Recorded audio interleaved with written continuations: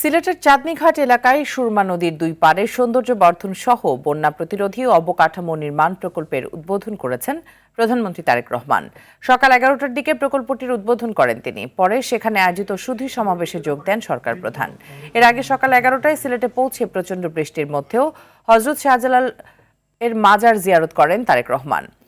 খাল খনন কর্মসূচি, নতুন করে স্পোর্টস উদ্বোধন সহ একাধিক কর্মসূচিতে যোগ দেবেন প্রধানমন্ত্রী তারেক রহমান।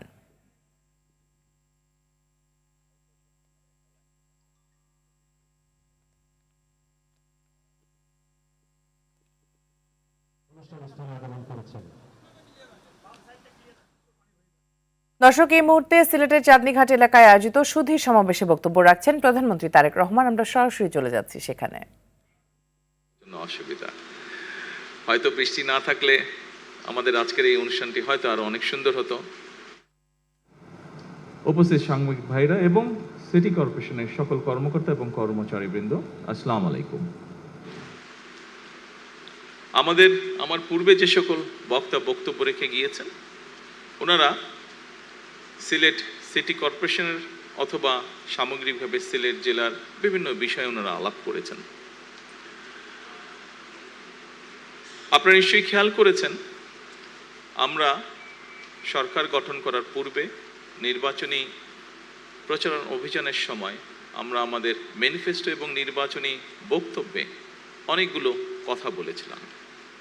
যেমন একটি কথা বলেছিলাম যে সমগ্র বাংলাদেশেই যেই সমস্যাটি আছে, সিলেট সিটি কর্পোরেশন, সিলেট জেলা সহ সিলেট বিভাগেও এই সমস্যাটিতে আছে।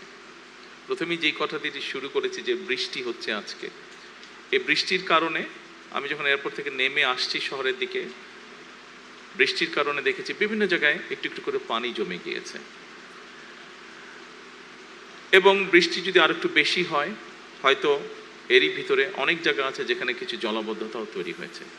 এরই ভিতরে আমরা দেখেছি পাহাড়ি ঢল, অতিবৃষ্টি সবকিছু মিলিয়ে সুনামগঞ্জ এলাকার বিরাট একটি অংশে কৃষকরা বিশেষ করে ক্ষতিগ্রস্ত হয়েছে, তাদের ফসল ক্ষতিগ্রস্ত হয়েছে। সুনামগঞ্জ ছাড়াও আরও যেগুলো হাওর অঞ্চল আছে বাংলাদেশের বিভিন্ন জায়গায়, কিশোরগঞ্জ আছে, নেত্রকোনা আছে, ময়মনসিংহের ওদিকে আছে, এরকম অনেকগুলো জেলায় এরই ভিতরে বিভিন্ন জায়গায় কৃষকরা বিশেষ করে ক্ষতিগ্রস্ত হয়েছে। শহরগুলো তো আছে। কিছুদিন আগে আপনারা দেখেছিলেন চট্টগ্রামের কিছু নিউজ এসেছিল, যদিও সেটার মধ্যে পরে আমরা দেখেছি পুরোপুরি সত্যতা ছিল না। যাই হোক, আমরা দেখেছি অতিবৃষ্টির কারণে জলবদ্ধতা। এই সকল বিষয়কে বিবেচনা করে এর আগে সবচেয়ে প্রথমে খুব সম্ভবত সচিব সাহেব উনি সিলেট সিটি কর্পোরেশনের নাগরিকদের পানির চাহিদা পূরণ করতে গিয়ে একটি কথা বলেছেন যে পরিমাণ চাহিদা প্রতিদিনের পানির, তার অধিকাংশটাই আন্ডারগ্রাউন্ড থেকে ওনারা তুলছেন এই পানিটা। অর্থাৎ আন্ডারগ্রাউন্ড ওয়াটার লেভেল যেটা আছে সেটা ধীরে ধীরে নিচে নেমে যাচ্ছে, অল্প অংশই ওনারা নদী থেকে আনতে পারছেন। এই সকল কিছু বিষয় মাথার মধ্যে রেখে বিবেচনা করে আমরা তখন বলেছিলাম যে খাল খনন একটি কর্মসূচি আমরা দিয়েছিলাম সারা দেশে। এই কর্মসূচির কথা বলেছিলাম এবং সরকার গঠনের সাথে সাথে আমরা এই কর্মসূচিটাকে শুরু করেছি। এই কর্মসূচির লক্ষ্য বা উদ্দেশ্য কিন্তু এই সমস্যাগুলোকে অ্যাড্রেস করার জন্য। আন্ডারগ্রাউন্ড ওয়াটার লেভেল যেটা আছে সেটা শুধু সিলেট সিটি কর্পোরেশনে নয়, এই সমস্যা ঢাকাতেও আছে, এই সমস্যা অন্য অনেক শহরগুলোতেই আমাদের আছে। আমাদের জন্য যেটি একটি বড় সমস্যা হচ্ছে, যেভাবে আমরা মাটির নিচে যে পানি আছে এটিকে যে টেনে তুলছি, এছাড়াও কৃষিকার্যের জন্য একই কাজ আমরা করছি, এটি ধীরে ধীরে একটি ভয়াবহ অবস্থার দিকে নিয়ে যাচ্ছে পুরো পরিস্থিতিকে। আমরা যদি এই পরিস্থিতিটাকে এখনই অ্যাড্রেস করতে চাই, তাহলে সবচেয়ে প্রথম যে উপায়টি হচ্ছে আমাদেরকে খাল খনন করতে হবে। এবং খাল খননের মাধ্যমে এই যে পানিগুলো, দেখুন বর্ষার সময় এই যে বৃষ্টির সময় এত পানি আসছে, এত পানি এসে জলাবদ্ধ তৈরি হচ্ছে, তারপরে আমরা কোনোভাবে পানিটাকে সরিয়ে দিচ্ছি, পানিটা কিন্তু নদী দিয়ে নেমে সমুদ্রে চলে যাচ্ছে। অর্থাৎ এই পানিটাকে আমরা ব্যবহারও করতে পারছি না। কাজে এই পানিটাকে যাতে আমরা ব্যবহার করতে পারি, জলাবদ্ধতাও যাতে না হয়, মানুষেরও কষ্ট না হয়, সেটি কৃষির সুবিধার জন্যই হোক, পানিটিকে মানুষের ব্যবহারের সুবিধার জন্যই হোক, আমরা খালগুলো খনন করতে চাচ্ছি দেশে, যাতে আমরা অতিরিক্ত যে পানি থাকবে সে পানিটাকে যাতে আমরা ধরে রাখতে পারি এবং প্রয়োজনের সময় আমরা সেটিকে মানুষের প্রয়োজনে আমরা ব্যবহার করতে পারি। আজকে এই অনুষ্ঠানে আসার আগেই সিটি কর্পোরেশনের জলাবদ্ধতার নিরসনে একটি প্রকল্পের কাজ শুরু হবে, সেটির ভিত্তিপ্রস্তর আমি স্থাপন করে এসেছি। আমি ইঞ্জিনিয়ার সাহেবকে জিজ্ঞেস করেছিলাম যে ওনারা যেই প্রেজেন্টেশন দিয়েছেন তার উপরে যেটা আমি বুঝতে পেরেছি যে এই কাজটি সম্পন্ন হলে আমরা ধরে নিতে পারি ইনশাল্লাহ সিলেট শহরে জলাবদ্ধতা হবে না, অতিবৃষ্টি হলেও বা বৃষ্টি হলেও জলাবদ্ধতা হবে না। তবে অবশ্যই এখানে আরেকটি বিষয় আমাদেরকে খেয়াল রাখা প্রয়োজন, যেই সমস্যাটি শুধু সিলেটে নয়, যেই সমস্যাটি আমাদের প্রায় সবগুলো শহরে সামগ্রিকভাবে হয়তো সমগ্র দেশেই আছে। এখানে মুক্তাদি সাহেব একটু আগে আমাকে বলছিলেন যে সুরমা নদীতে খুব সম্ভব সচিব সাহেবের বক্তব্যের মধ্যে বোধহয় বিষয়টি ছিল যে সুরমা নদীতে বিভিন্ন পলিথিন থেকে আরম্ভ করে প্লাস্টিক থেকে আরম্ভ করে টিন থেকে পড়তে পড়তে যে স্তরটা জমা হয়েছে বেশ পুরু হয়ে গিয়েছে। প্রায় বছর খানেক আগে, তখন তো অবশ্যই আমি লন্ডনে ছিলাম, সেখানে আমি যে কোনো একজন ভদ্রলোকের সাথে আলাপ করছিলাম যার কিছু এক্সপার্টিস রয়েছে এই বিষয়গুলোর উপরে। এবং ঢাকার যে বুড়িগঙ্গা নদীর কথা আপনারা সকলেই জানেন, নাম শুনেছেন, সকলে না দেখলেও নাম শুনেছেন। সেই বুড়িগঙ্গা নদীতে ওনাদের বক্তব্য অনুযায়ী প্রায় 2 মিটার মানে 5-6 ফিটের মতন প্রায় স্তর জমে গেছে নিচে, এত স্তর জমে গেছে ময়লা জমে জমে। এই বিষয়টি কম বেশি প্রায় সবগুলো বাংলাদেশের শহরের ক্ষেত্রেই প্রযোজ্য, এবং এই বিষয়টিকে যদি আমরা এখনই অ্যাড্রেস করা না ধরি তাহলে একটা সমস্যার মধ্যে পড়তে হবে। বুড়িগঙ্গা নদীর পানি অসম্ভব রকম বিষাক্ত হয়ে গিয়েছে। এইভাবে যদি সবগুলো নদী বিষাক্ত হতে থাকে তাহলে একটা অসম্ভব ভয়াবহ পরিস্থিতিকে আমরা সকালে ধাবিত হচ্ছি। কাজেই এই বিষয়ে আমাদের মানুষকে সচেতন করতে হবে।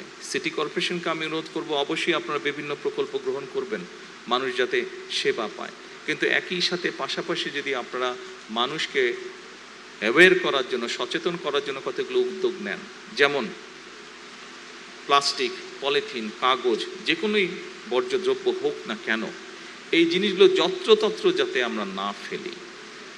এইটি যদি আপনারা বিশেষ করে যতগুলো সিটি কর্পোরেশনের ভেতরে স্কুল আছে, ছোট ছোট বাচ্চা, বিশেষ করে প্রাইমারি স্কুল, হাই স্কুল, এই বাচ্চাদেরকে যদি এই জিনিসগুলো শেখানো ধরেন, কারণ হয় কি বড়রা শিখলেও কিছু শুনলেও সহজে শিখতে চায় না। একটা মানুষ 25, 30, 35, 40 বছর বয়সে তাকে যদি আপনি কিছু শেখাতে চান অনেক বেগ পেতে হয়, কিন্তু আপনি যদি একটা ছোট বাচ্চাকে যদি ভালো কিছু শেখান ওটা কিন্তু তার মাথায় ঢুকে যায়, এবং ছোট বাচ্চাকে যদি আপনি সেটা শিখিয়ে ফেলতে পারেন, সবচেয়ে বড় যেটা সুবিধা হয়, সে স্কুলে ভালো জিনিস যেটা শিখে আসবে সেটা সে যেমন ফলো করবে, সে তার বাবা মাকেও ওটা মানতে বাধ্য করবে। বাচ্চারা করে এটা।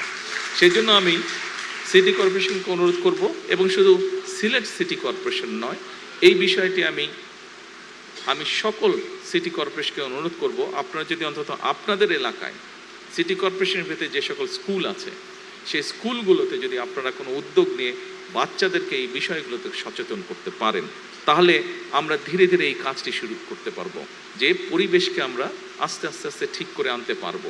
কারণ আজকের শিশুরাই আগামী দিনের ভবিষ্যৎ। তারা দেশ এবং জাতির জন্য ভালো কোনো কিছু আজকে যেটা শিখবে, ডেফিনেটলি তারা যখন বড় হবে, তারা ইনশাল্লাহ যখন একটি অবস্থানে যাবে কেউ না কেউ, তারা সেটি দেশের জন্য, সমাজের জন্য, মানুষের জন্য সেটি তারা অ্যাপ্লাই করবে। সম্মানিত উপস্থিতিবৃন্দ, এটা গেল পরিবেশের কথা।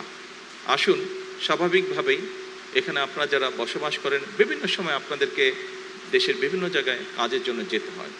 নির্বাচনের সময় যখন আমি এসেছিলাম, আমি প্লেনে এসেছিলাম, কিন্তু যাবার সময় আমি বাই রোড গিয়েছিলাম নির্বাচনী জনসভা করতে করতে, এবং সেদিন আমি বলেছিলাম যে সিলেট থেকে লন্ডন যেতে খুব সম্ভব 9-9.5 ঘন্টা সময় লাগে, কিন্তু বাই রোড যাবার অবস্থা, রাস্তার অবস্থা এতই খারাপ, ঢাকা সিলেট অবস্থা, যে মনে হয় প্রায় 10 ঘন্টা সময় লেগে যায়। এবং সেদিন বলেছিলাম যে আমরা সরকার গঠন করতে সক্ষম হলে ইনশাল্লাহ আমরা এই কাজটিতে হাত দেব যাতে এটা দ্রুত হয়। সরকার গঠন করার পরে এই দায়িত্বে যে মন্ত্রণালয় আছে আমি তাদের সাথে কথা বলেছি। আমি তখন জানতে পারলাম যে খুব সম্ভবত কাজটি যখন শুরু হয় বিভিন্ন জায়গায় তাদের যে কোম্পানিগুলো কাজ করবে তাদের যে সাইট অফিস থাকে সেখানে জমি অ্যাকোয়ার করতে হয় সাইট অফিস, এবং বিভিন্ন কারণে 11টি জায়গায় যেখানে সমস্যা রয়ে গিয়েছে, প্রশাসনিক সমস্যা রয়ে গেছে, সেই এছাড়াও কিছু সমস্যা আছে যে কারণে কাজটি বন্ধ হয়ে পড়েছিল। সংশ্লিষ্ট মন্ত্রণালয় উদ্যোগ নিয়েছে। আমি আশা করছি ইনশাল্লাহ দ্রুততম সময় আমরা এই কাজটি শুরু করতে পারবো, রাস্তার কাজ আমরা শুরু করতে পারবো। সময় লাগবে।